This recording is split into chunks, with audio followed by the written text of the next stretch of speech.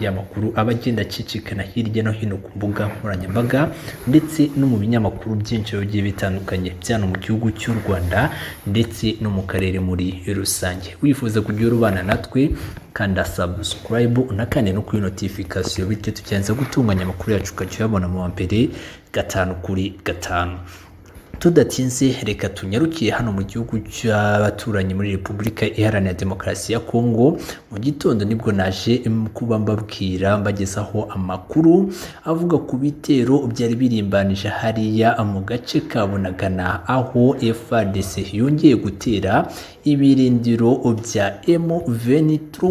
Urugamba rwari rukomeye cyane dore ko humvikanye amasasu menshi cyane, imbunda zoroheje ndetse zikomeye zarimo ziraraswa hariya i Bunagana. Bivugwa ko hari hanabereyeho isoko, bityo abaturage bose bagahunga berekeza ku butaka bwa Uganda, ndetse benshi bavuye mu ngo zabo. Mu itangazo ritugezeho kano kanya M23 ishyize ahagaragara nuko mu bitero bikomakomeye n'imbunda za Canon.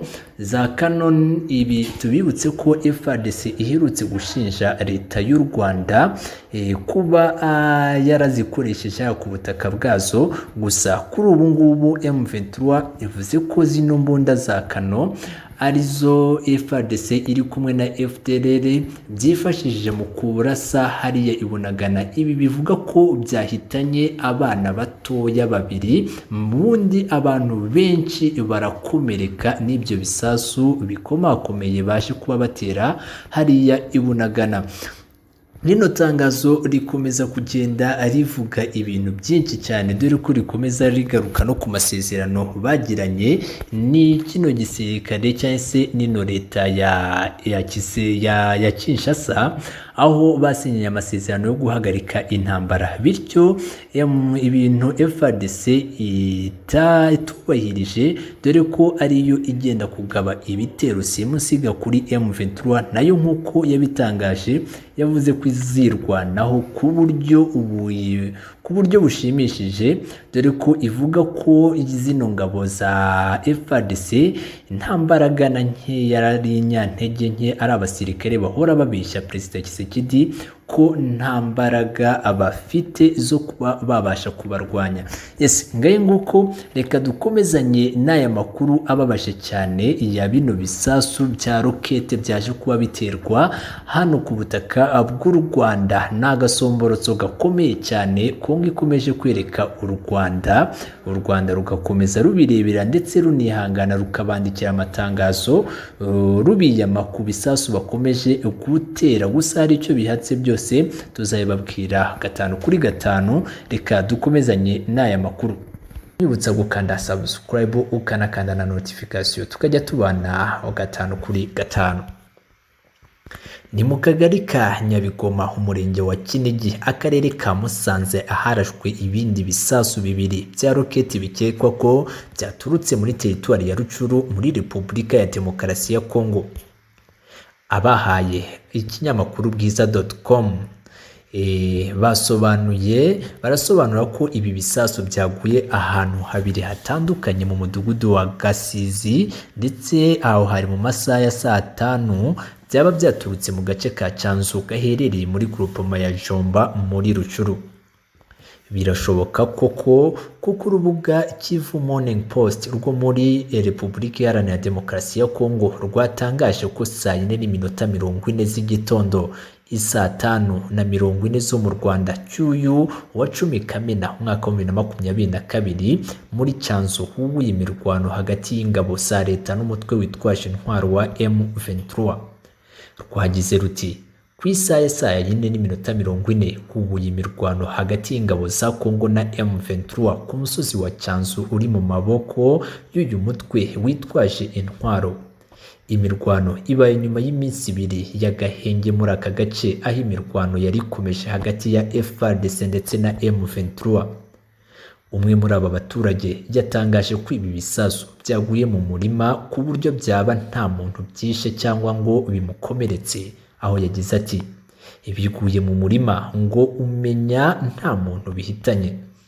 Ibi bisasu biguye muri Nyabigoma nyuma y'ibindi byaguye muri uyu murenge wa Kinigi ndetse na Nyange tariki ya 19 Werurwe n'iya 23 Gicurasi umwaka wa 2022 bigakomeretsa abaturage bikanasenya ibikorwa byabo birimo inzu y'ubucuruzi. Igisirikare cy'u Rwanda icyo gihe cyemeje ko ibi bisasu byatewe n'ingabo za Repubulika Iharanira Demokarasi ya Kongo zifatanyije na FDLR irwanya leta y'u Rwanda mu mirwano bihanganyemo na M23. Cyanasabye urwego rw'umuryango w'akarere k'ibiyaga bigari rushinzwe kugenzura umutekano wo ku mbibi IGVM kubikoraho iperereza.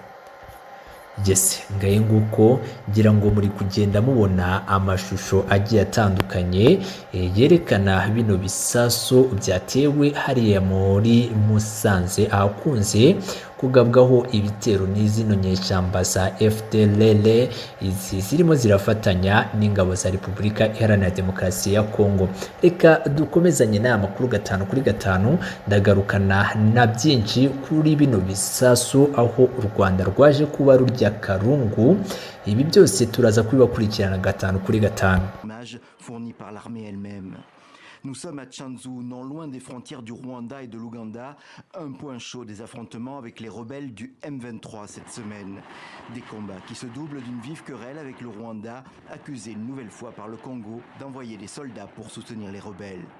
Le Rwanda a déployé dans les environs de Tchanzu 500 militaires des forces spéciales, tous habillés d'une nouvelle tenue de couleur vert-noir et coiffés des casques de sa force spéciale. Une affirmation rejetée une nouvelle fois par les autorités rwandaises. Nous n'avons aucun intérêt dans une crise et ne répondrons pas à des accusations sans fondement. Depuis avril, de violents combats opposent l'armée congolaise au groupe Mouvement du 23 mars, le M23, une ancienne rébellion Tutsi. Elle avait été défaite par l'armée congolaise en 2013 mais s'est reconstituée l'an dernier. Et ce sursaut de violence inquiète la communauté catholique qui prépare la visite du pape François prévue du 2 au 5 juillet avec une étape à Goma.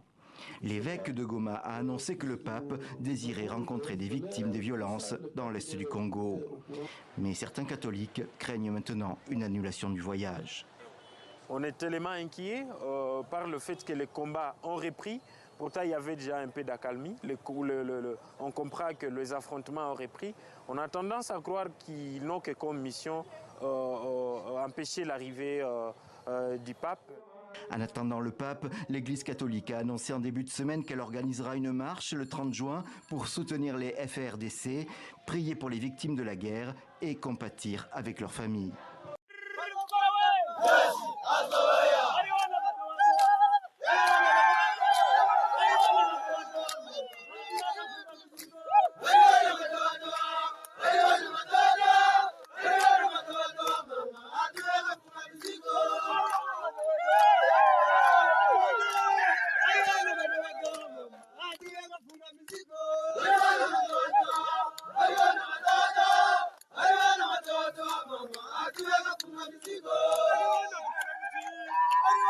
Les forces armées de la République démocratique du Congo informent l'opinion nationale et internationale que, depuis l'arrestation des militaires de la force spéciale rwandaise dans les territoires de Rutshuru, au nord Kivu, le Rwanda a changé la tenue de ses militaires pour dissimuler sa présence dans les territoires congolais aux côtés des terroristes du M23.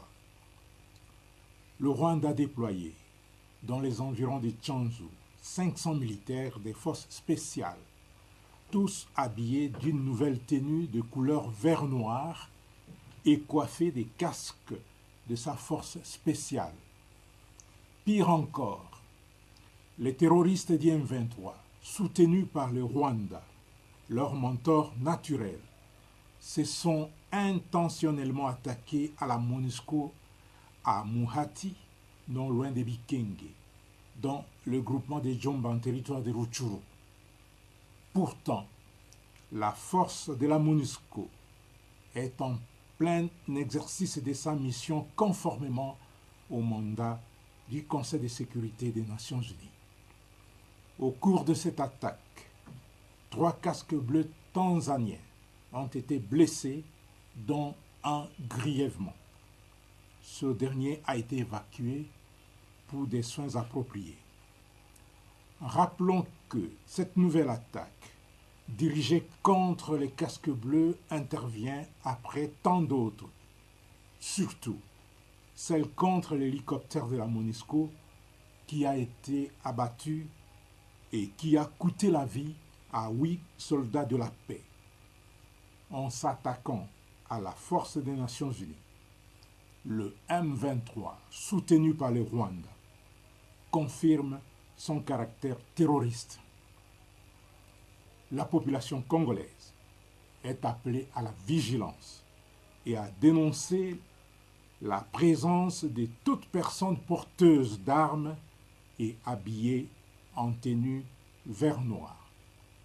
Reka fati uno mwanya nshimye mwese mudukurikiye hano kuri Kigali Light TV niya channel yanyu bageza amakuru abagiye atandukanye y'amakuru abagenda acicikana hirya no hino ku mbuga nkoranyambaga ndetse no mu binyamakuru byinshi bigiye bitandukanye cyane mu gihugu cy'u Rwanda ndetse no mu karere muri rusange. Wifuza kujya urubana natwe biroroshye kanda subscribe unakanda no kuri notification bityo tukenza gutunganya amakuru yacu kajya yabona mu mbere 5 kuri 5. Reka tudatize tunyarukiye muri no nkuru itugezeho kano kanya. Turagaruka muri video turi buze kubereka muri no nkuru yacu aho turize kugaruka ku barwanyi benshi ba FDLR bagaragaye irumangabo bici bacinya akadiho. Ino video nayo turaza kuyibagezaho nyuma yuko tubakorera ino nkuru. Reka tubanze tunyaruke kuri byinshi bivugwa muri no nkuru 5 kuri 5. Abarwanyi benshi b'umutwe witwaje intwaro wa FDLR urwanya leta y'u Rwanda bagaragaye bacinya akadiho mu gace ka Rumangabo territoire ya Rucuru intara ya Kivu y'Amajyaruguru muri Repubulika Iharanira Demokarasi ya Kongo.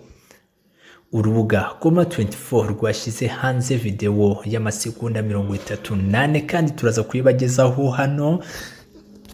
Yaba barwanyi rwemeza ko yafashwe kuri wa 8 Kamena mwaka wa 2022 bambaye impuzankano z'igisirikare cya Repubulika Iharanira Demokarasi ya Kongo zivanze n'imyambaro ya gisivili baririmba indirimbo zisanzwe mu gisirikare.